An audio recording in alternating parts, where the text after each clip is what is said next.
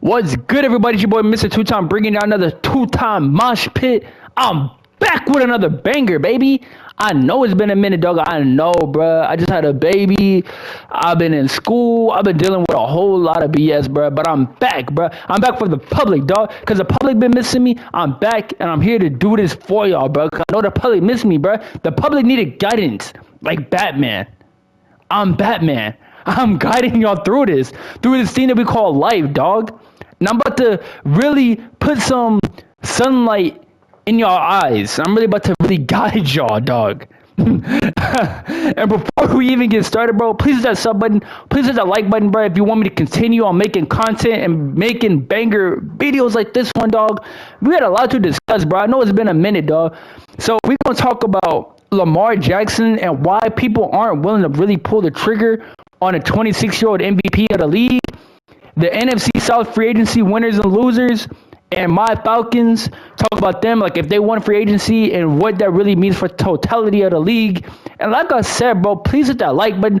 Please hit that sub button. Hell, he even hit the bell button to be notified and when I drop a freaking banger, dog.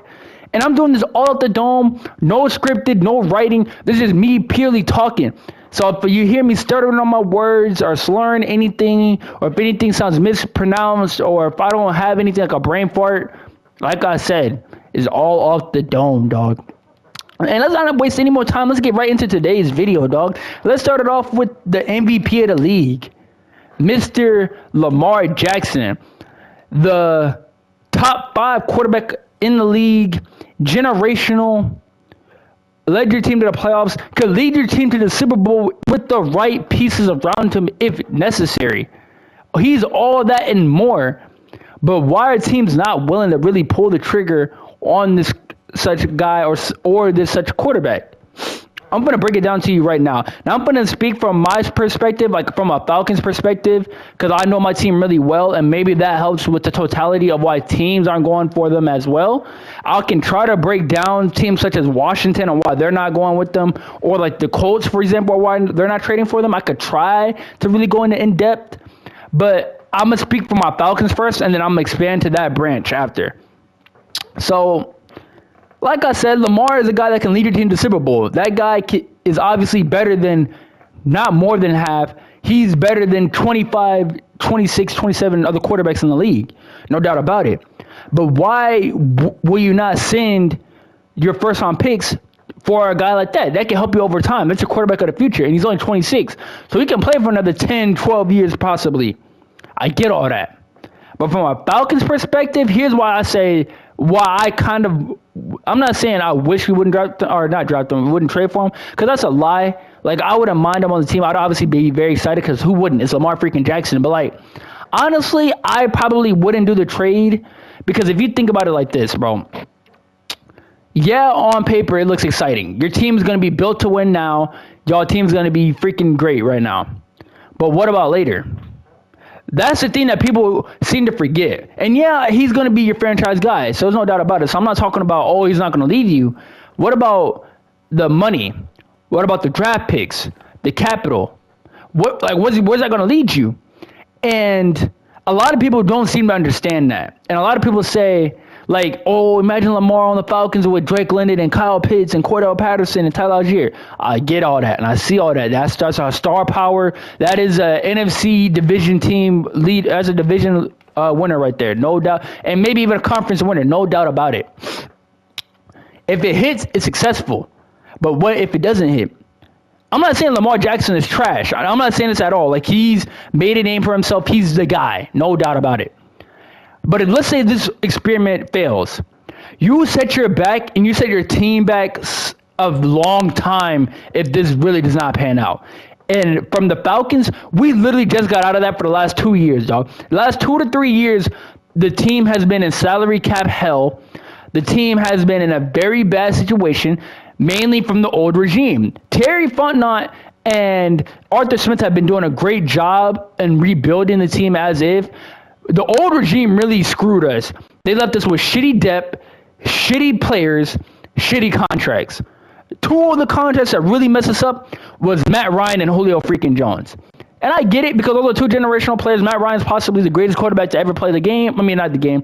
In a Falcons uniform. I think Michael Vick is, but we can argue any day of the week about that. Julio Jones is a top 5 receiver, so I get it. But they broke the team so many ways. It set us back in so many ways that you didn't want to. We had to go through the last 2-3 years of not getting the best players on the market, letting players slip through us, going right past us, not being able to have fun in free agency like we do. Oh, give me that. Oh, my gosh, two-time. Oh, my gosh, two-time. I really played this game. I really played a game. Oh, hold on. Oh. But let me just throw that in there. For the one time. But we just got out of that. And honestly, Lamar deserves to get paid. No doubt. Top 5 quarterback. He deserves all the money that he's asking for. I don't think that we're in a position to do that right now. And it's not that we don't have the money. I think it sets us back for a while if it doesn't work. And obviously, everybody has a mentality of F them picks. Let's win now. Who needs them picks in a few years? Don't worry about the future. You can worry about that. You can get that when it comes down the road. I hate thinking like that on the fly. It's not the NBA. It's harder to make a Super Bowl than it is to make NBA Finals, if I'm being honest with you. So I hate this whole F the picks approach. I hated it when the Rams did it. I hate it when the Broncos did it, and I don't like that San Fran does it. The only reason why the Rams have a little bit of leadway is because they got a Super Bowl out of it. But like I said, look at them now.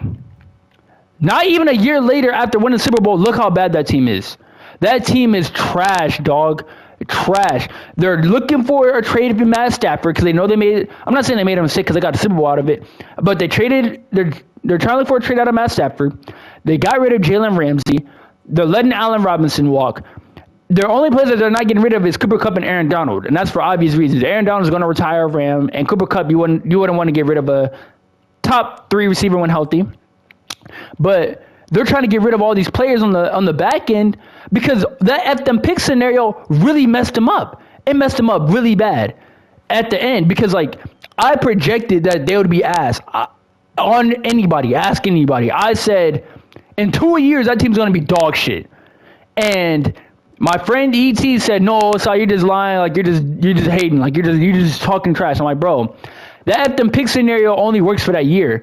After that, you're screwed, dog. You're screwed big time. And I get it. You got a Super Bowl, so you're good for the next 10 to 15 years. And I probably shouldn't be using them as an example, but I am. They did really good that 1 year. The following year after that, they were trash can, dog. They're trash right now. And their rebuild literally happened a year before I expected it to. That's not good, dog. And I don't want to be like that. The Broncos are another prime example. They traded 3 first-round picks for Russell Wilson, and this is an experiment that failed.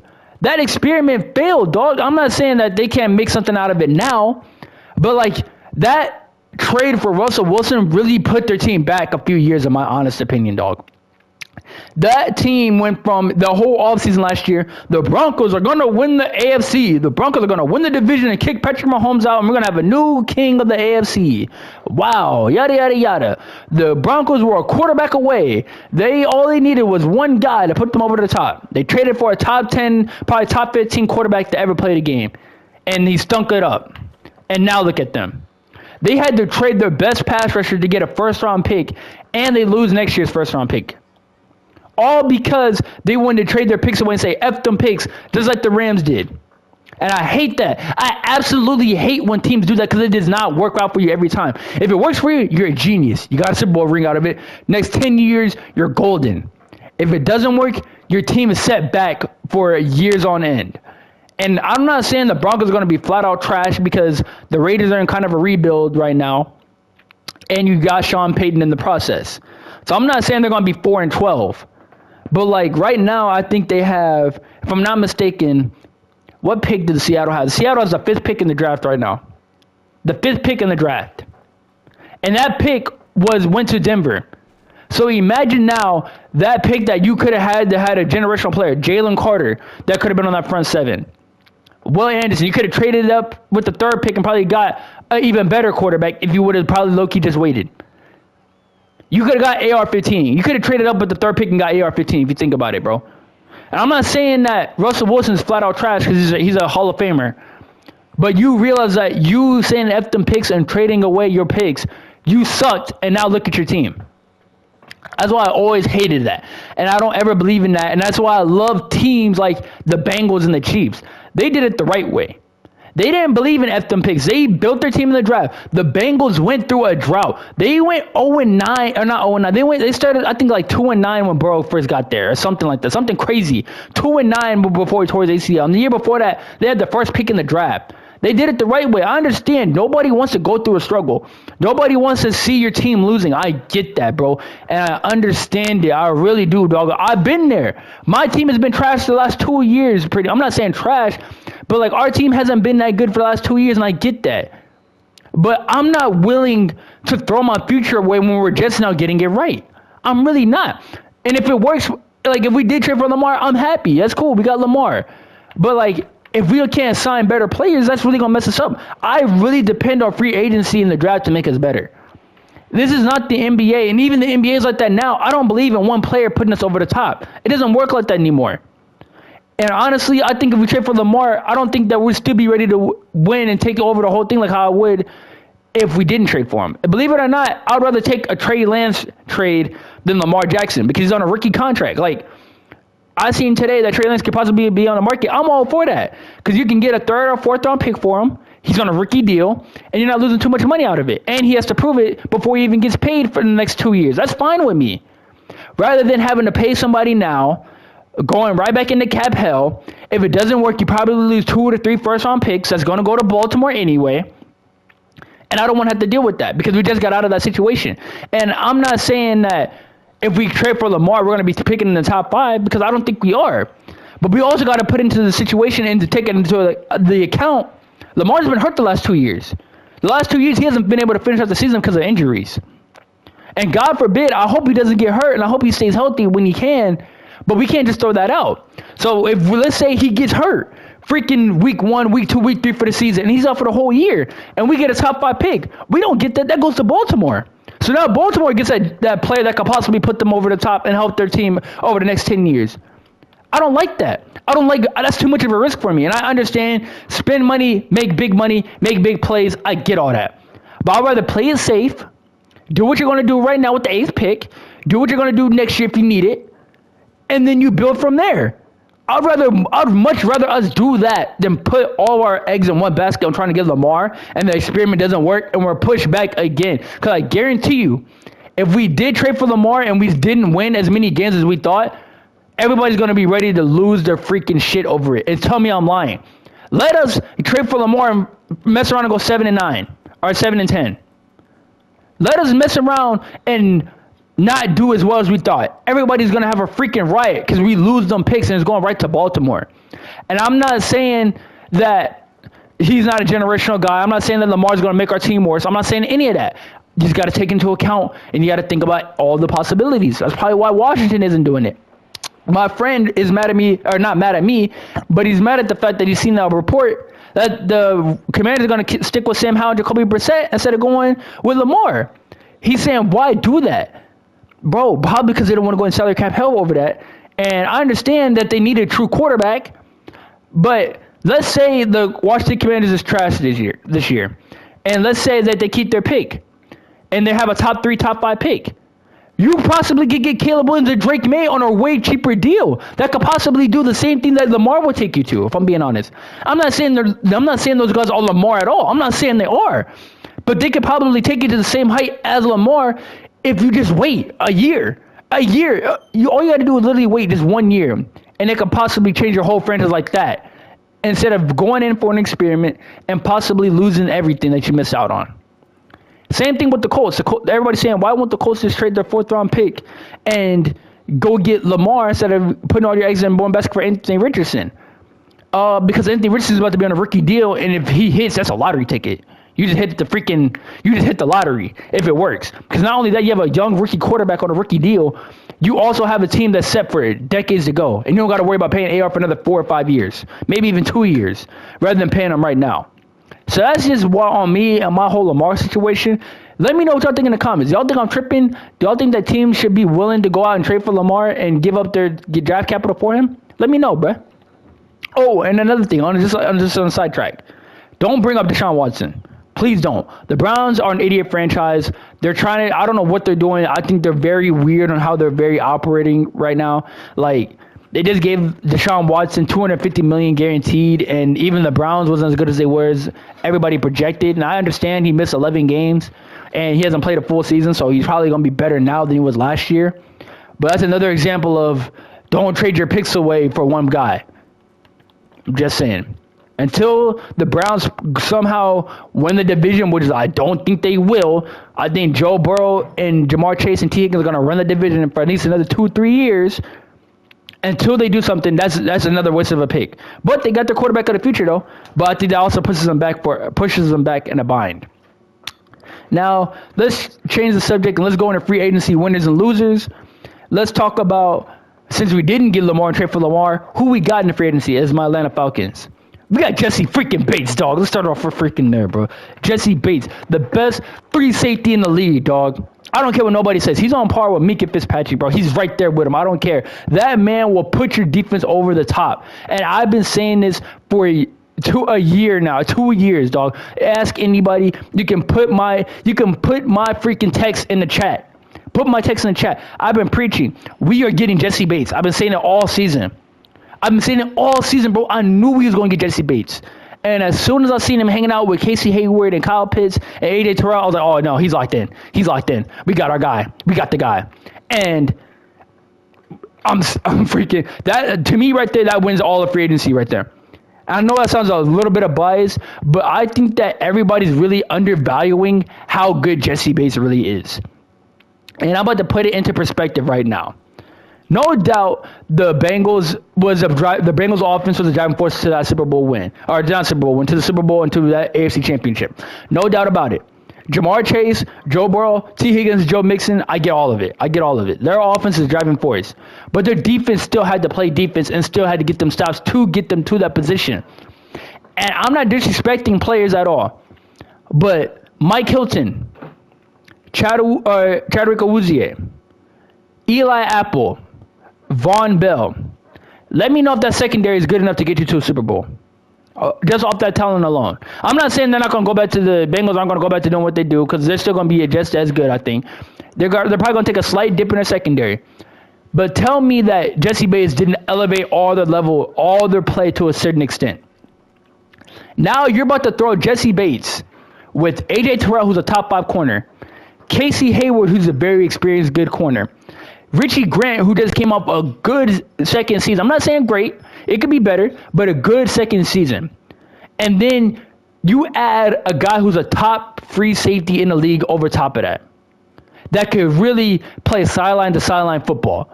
That's about to be freaking great. That's just so big and such a huge hit for us. That was big, bro. That's really about to set our defense up for the long run, dog. And then you add a guy in Caden Ellis who's to me gonna be our Michael Parsons. He can play the edge. He can play middle backer and blitz the A gap. He can play over the guard. I think we're going to use him in so many ways. Him and Troy Anderson is about to be Captain America and Winter Soldier. How we use them. They're about to be freaking lethal weapons, and I cannot wait for the season to come. Then you add guys like David Onyia playing right next to Big Grady, who's a pass rushing guy, and TQ in the middle. So you're about to really disrupt the middle. And a lot of people want the Falcons to go get edge rushers in the draft or in the free agency. I get it. But when you set up a middle that you can't run the football and you bring pass rushers in the middle, the edge rush is going to come easy. AK-47 is going to have an easier job now knowing that TQ and David and Big Grady are pushing the middle of the field. He's going to have it way easier now. And we keep our 8th pick in the draft. Let's go defense. Oh, hell, even if you want to, go get Bijan Robinson. This is what free agency can do for a team like us. Free agency, when you make a big spin like this and you bring quality players, you can go best player available in the draft, which is what I always believe in anyway. I always believe in going best player available in the draft. Never draft for need. Always draft the best player there. If you feel like Bijan Robinson's the best guy there, go get him. You know why? Because you have Jesse Bates elevating your defense, and you have David Onyia and Grady Jarrett and Caden elevating your defense as well, pushing their defense. So if you feel like Bijan Robinson's the best guy in this class, go get him. If you want to add Christian Gonzalez and really make a complete secondary to where that secondary is the best in the league, go do that. You don't have to reach and go get guys like Miles Murphy. You don't have to reach and go get guys like, I'm not saying Brian Burns is a reach, but you don't have to reach once you come into free agency, because that's what Jesse Bates and all these guys can do for you. That's what spending money can do for you. You bring back the best right guard in football and Chris Lindstrom. You bring back Caleb McGarry on a cheaper deal than what the other tackles are going for. So you settle that. You could get a wide receiver 2 in the class. That could help in the second or third round. We did sign Mac Hollins to go along with Drake London and Kyle Pitts. I think Mac Hollins is going to be what Brian Edwards should have been. He's going to be a deeper threat, a contested catch guy that really helps in the offense. Not to mention, we can still, the season's doesn't start until August. We can possibly still get Corey Davis as a wide receiver too. We could possibly still trade, I'm not saying we are, for like a DeAndre Hopkins, or you can draft Josh Downs or somebody in the second round. There's so many possibilities that could happen once you do this, what you do, and you head up into the free agency. Honestly, if I'm being honest, I think the Falcons won the NFC South free agency, and I think we're going to win the division. Honestly, I think the only team that gives us trouble is, believe it or not, wow, he broke out of that. Wow, Nick Chubb is amazing if he scores off that. Wow. Oh my goodness, he really scored off that. All right, back to the topic.